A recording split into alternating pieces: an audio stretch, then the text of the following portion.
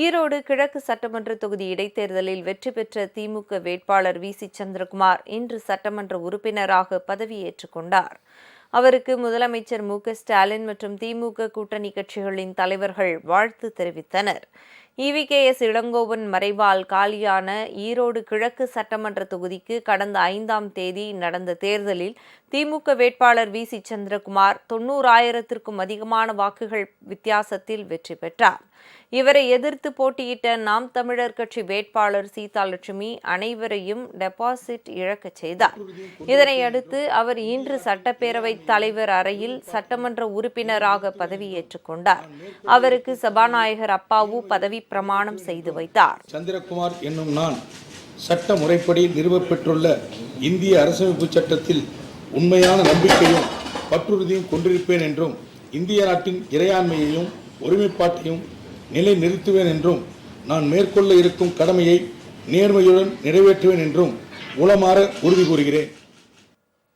இந்த நிகழ்வில் முதலமைச்சர் மு.க.ஸ்டாலின், அமைச்சர்கள் துரைமுருகன், கே.என். நேரு, ஏவ வேலு, முத்துசாமி, திமுக கூட்டணி தலைவர்களான காங்கிரசின் செல்வ பெருந்தகை, வி.சி.க. திருமாவளவன், மதிமுக வைகோ, சி.பி.எம். சண்முகம், சி.பி.ஐ. முத்தரசன், த.வே.க. வேல்முருகன் உள்ளிட்டோர் கலந்து கொண்டு வாழ்த்து தெரிவித்தனர். வி.சி. சந்திரகுமார் எம்.எல்.ஏவாக பதவியேற்றதன் மூலம் தமிழக சட்டப்பேரவையில் திமுகவின் பலம் 135ஆக உயர்ந்திருக்கிறது.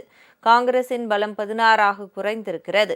பதவியேற்ற பின் செய்தியாளர்களை சந்தித்த சந்திரகுமார், திமுக அரசின் மக்கள் நலத்திட்டங்கள் ஏழை எளிய மக்களை சென்றடைந்திருப்பதால் 2026 சட்டமன்ற பொதுத் தேர்தலுக்கான வெற்றியாகவே இதை பார்ப்பதாக கூறினார்.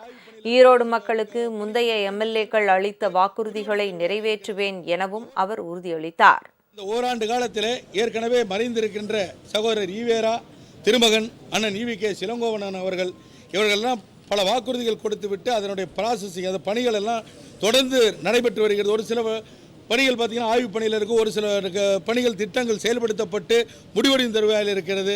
இந்த ஓராண்டு காலத்தில் அவர்கள் விட்டு சென்ற பணிகளை தொடர்வதுதான் என்னுடைய நோக்கமாக இருக்கும் என்று சொல்லி நான் தொடர்ந்து சொல்லி வருகிறேன். அதுதான் இப்பொழுது என்னுடைய நோக்கம். ஈரோட்டிலே பெரியார் பிறந்த இடத்திலே அவரை கேவலமாக கடுமையாக விமர்சனம் செய்கிறார் என்று சொன்னால் இவர் மனித பிறவியாக இருக்க முடியாது. பெரியார் அவர்கள் ஏதேனும் ஒரு தவறு செய்திருக்கார் என்று சொன்னால் அந்த தவறை சுட்டி காட்டலாம்.